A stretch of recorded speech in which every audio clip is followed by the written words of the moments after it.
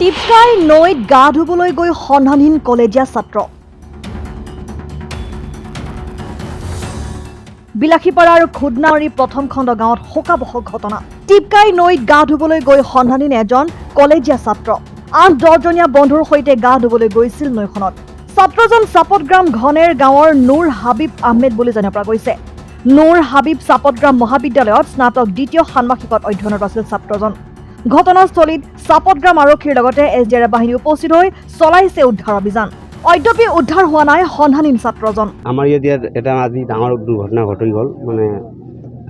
আমাৰ চাপতগ্ৰাম জগদী মুছলিম পাড়াৰ ল'ৰা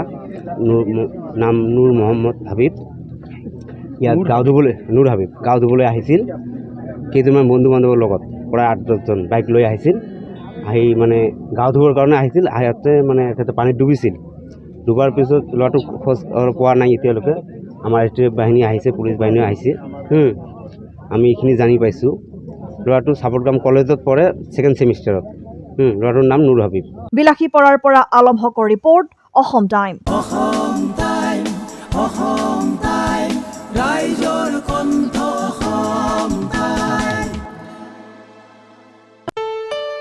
ঘৰত আনন্দ আৰু সম্পৰ্কৰ